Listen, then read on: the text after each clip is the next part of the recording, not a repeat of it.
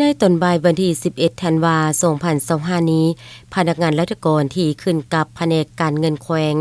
ได้หวนคืนมูลเสือทรงวันประวัติศาสตร์คือวันศาสตร์ที่2ธันวาคมรอบ50ปี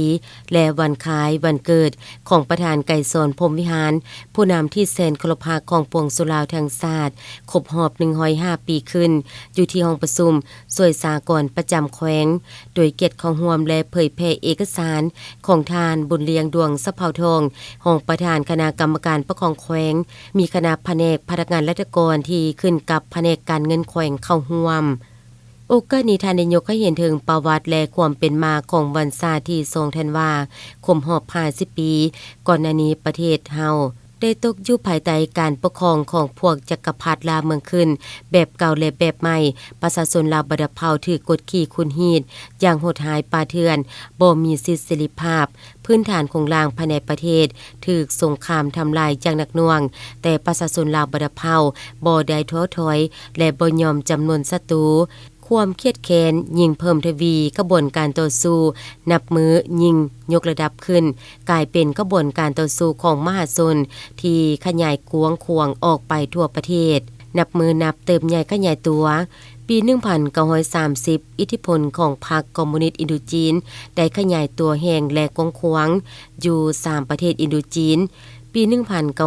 1934คณะพรรคแคว้นลาวได้รับการสร้างตั้งขึ้นโดยพรรคคอมมิวนิสต์อินโดจีนภายใต้การนำพาของคณะพรรคแคว้นลาวขบวนการต่อสู้ของประชาชนลาวสามารถยัดได้ไสชนะอย่างต่อเนื่องจนยึดอำนาจการปกครองและประกาศเอกราชในวันที่12ตุลา1945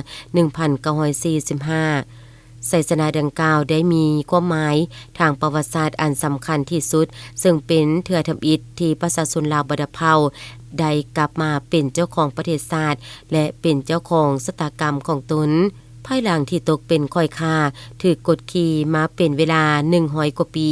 ไสชนะนั้นได้เปิดฉากให้แก่สมัยใหม่สมัยที่ประชาชนเฮาได้รับการปลุกระดมให้ตื่นตัวเข้าร่วมการต่อสู้เพื่อกอบกู้ประเทศชาติบ้านเมืองและสถาปนาสาธารณรัฐประชาธิปไตยประชาชนลาวในปี1975ตลอดระยะ50ปีในการปกปักรักษาและสร้างสาพัฒนาประเทศชาติภายใต้การนำพาของพรรคได้เห็นให้สมนาประเทศเฮาได้มีการเปลี่ยนแปลงใหญ่หลวงอย่างรอบด้านชีวิตการเป็นอยู่ของประชาชนบัดเผาได้รับการยกสูงขึ้นอย่างบ่หยุดยั้งประเทศชาติมีเสถียรภาพทางด้านการเมืองอย่างหนักแน่นความเป็นเอกราชอำนาจอธิปไตยพื้นแผ่นดินอันครบถ้วนมากผลของการปฏิวัติได้รับการปกป้องอย่างเข้มแข็งบทบาทการนำพาของพรรคในแต่ละระยะได้ปรับปรุงให้หนักแน่นเข้มแข็งในทุกด้านและท่านยังได้ยกให้เห็นผลงานการเคลื่อนไหว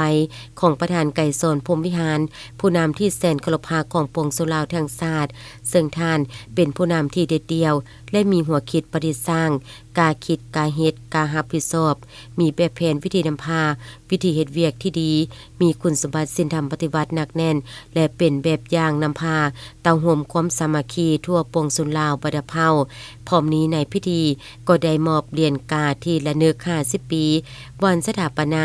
สาธารณรัฐประชาธิปไตยประชาชนลาวให้บุคคลที่มีผลงานในการเคลื่อนไหวประกอบส่วนเข้าในการสร้างสาพัฒนาประเทศชาติบ่รวมบ่เฉพาะก็คือการสร้างสาพัฒนาแขวงบริคำไซตลอดระยะผ่านมาให้แก่พนักงานนำพาพนักงานหลักแรงแผนกการเงินแขวงจำนวน144ท่านหญิง39ท่านให้เกียรติมอบโดยแม่นท่านบุญเลี้ยงดวงสะเภาทองรองประธานคณะกรรมการปกครองแขวงบริคำไซ